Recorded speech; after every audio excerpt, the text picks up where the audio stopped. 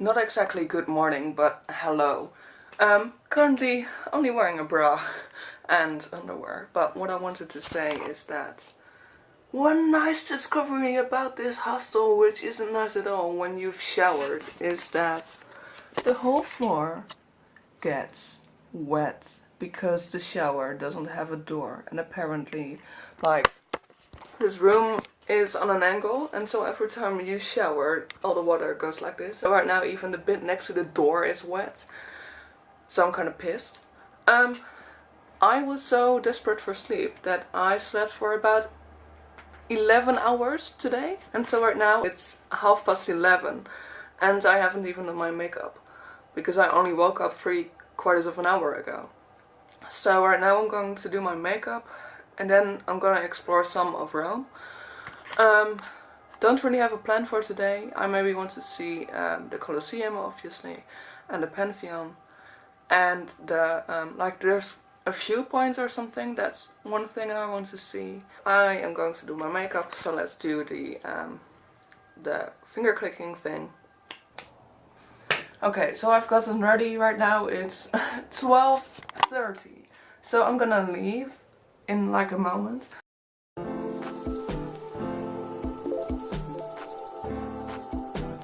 Yeah, it's a Colosseum just right there. It's actually pretty big, like people say it's pretty big. Can I just comment? And like this is what the 1 millionth time this day in Italy. Like there are so many people on the streets who want to sell you stuff.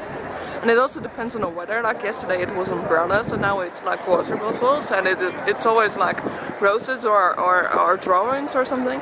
Just freaking go away, no one wants you. But Colosseum. I don't have anything interesting to say about the Colosseum because I'm not a tour guide. If you're watching this video, you're just here for my experience of Interrailing, not my experiences with information.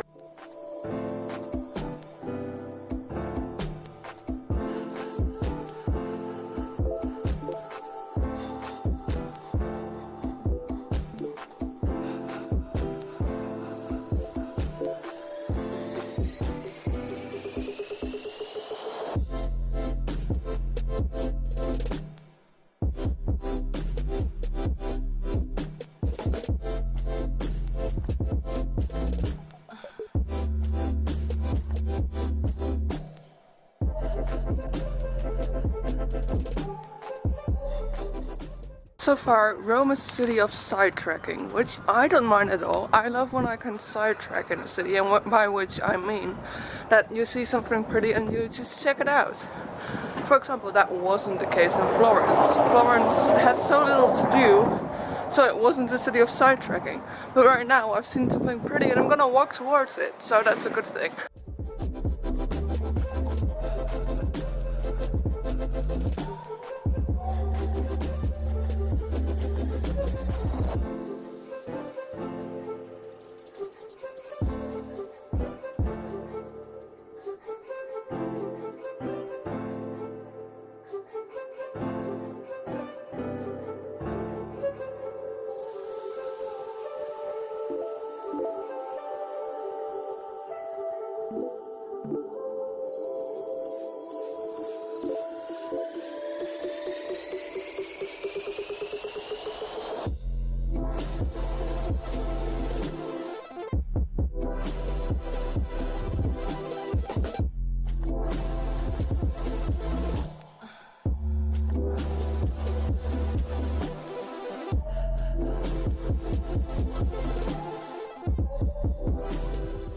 Right now I'm walking to the viewpoint, and as you could see I just did the Pantheon, and it might look daunting, but the Pantheon is free, so definitely go in there because it's a shame if you don't do it when it's free.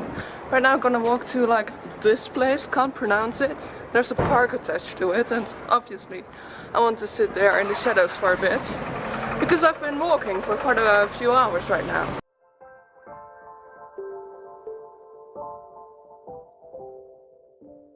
Current situation, I've just been sitting at a park because my feet got really tired because I walked quite a few kilometers. I walked from my hostel to the Colosseum and then all the way to this park. Like, I've done many stops in between. and the view is kind of nice. People are in boats, and I've got a view on the back of some sort of statue thing, and it's lovely. Right now it's almost 6 o'clock, and I want to go to the Castel Sant'Angelo. My pronunciation is crap, I know. And that will be probably the last thing that I do, and then I will find somewhere to eat. Do you see how washed out my hair is already because of the sun? Like, it's not black anymore. Okay, rant over. Let me just show you the view, and then I'll move on to my last stop for the day.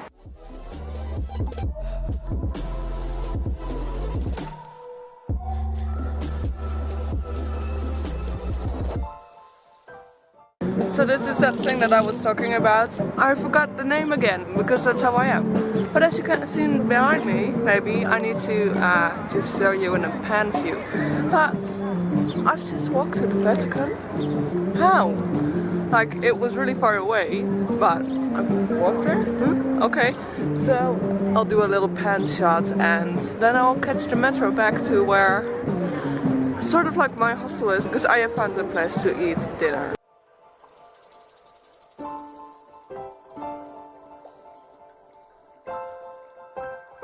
That right there, that thingy, that's the Vatican. But because I'm visiting it tomorrow, I'm not gonna walk any further.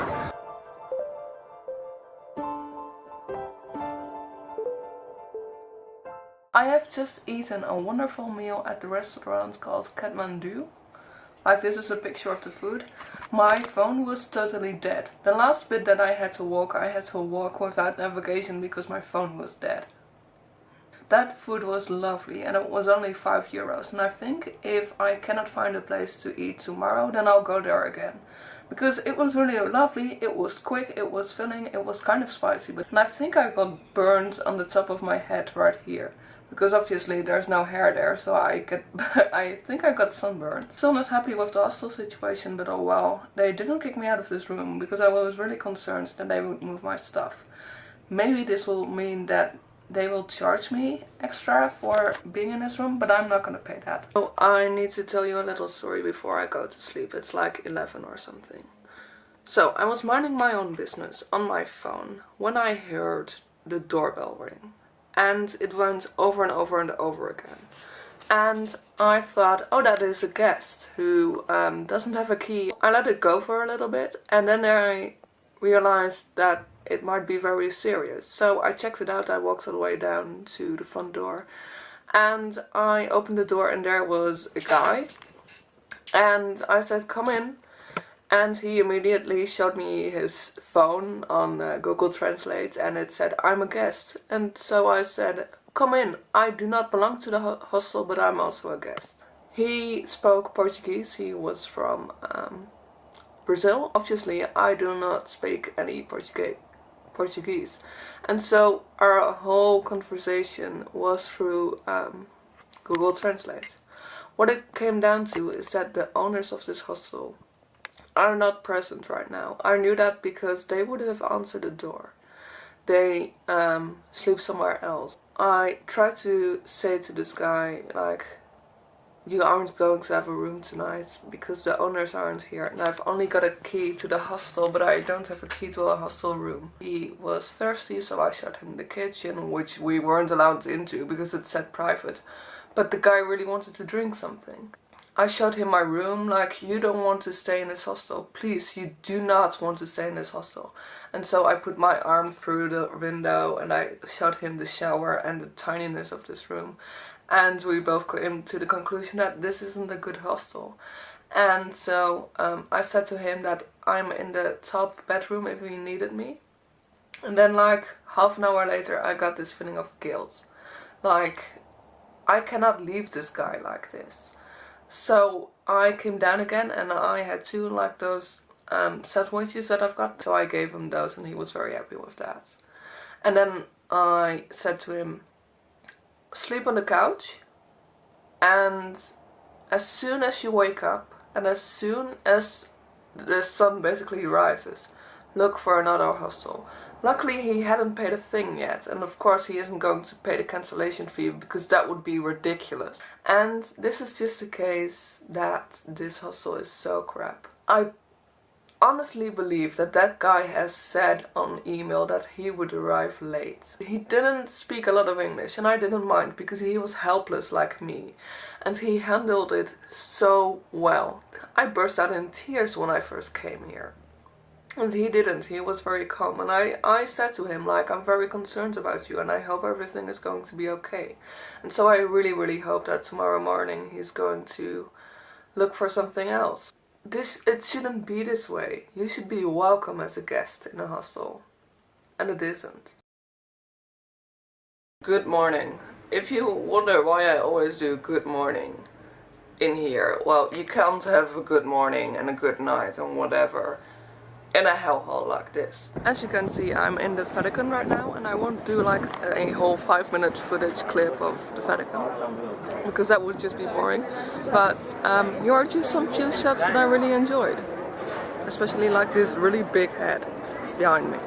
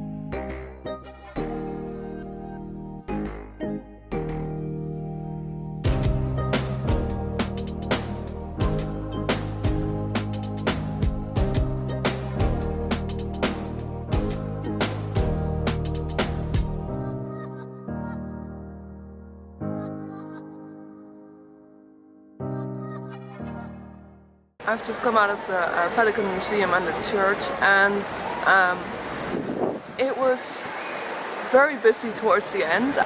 Fairly quickly I did everything. It's now 2 o'clock and I went in at 10:30, but I've been sitting here for quite a while, and obviously the church isn't coming towards the museum. So it was not as big as I was thinking that it would be. Also the wind. What should I say about the creation of Adam?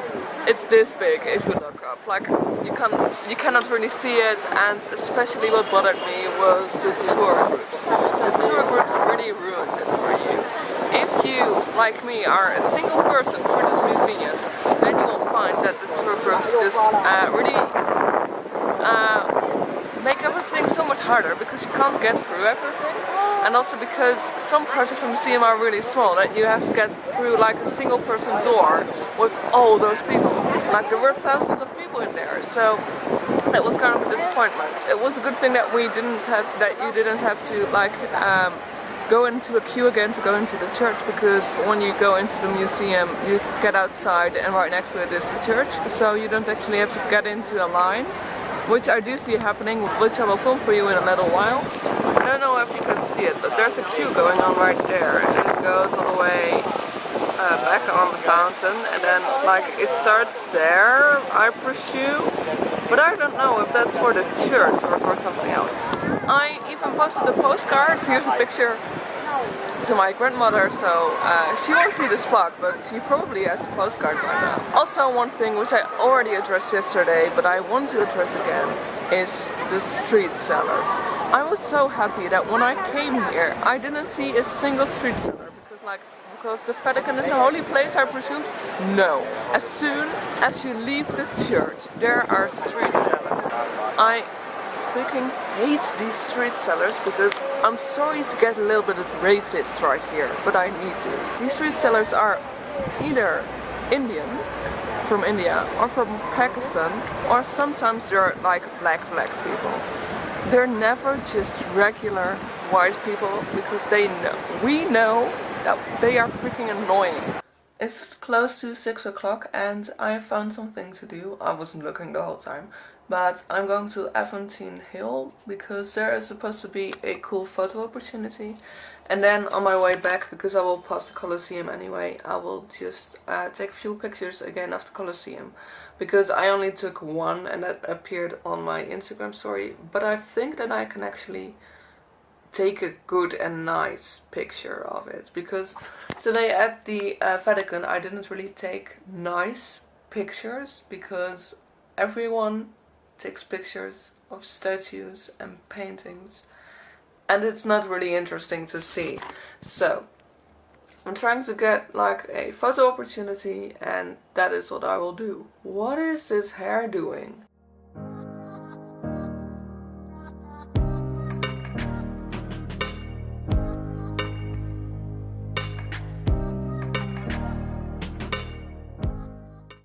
The keyhole is kind of, it has a queue, which some people on the internet already said. Yeah. But this view isn't bad either.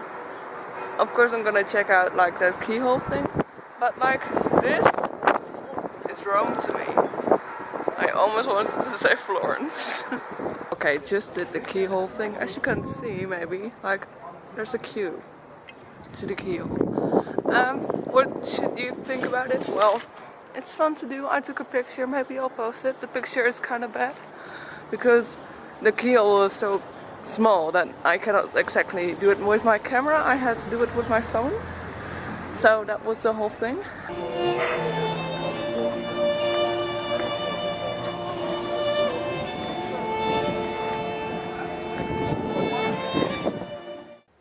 I haven't updated you in a little bit. It's like 10 o'clock. It's 10 o'clock exactly.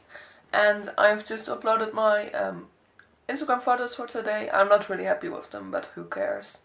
And I'll be going to sleep in a little while. So, good night.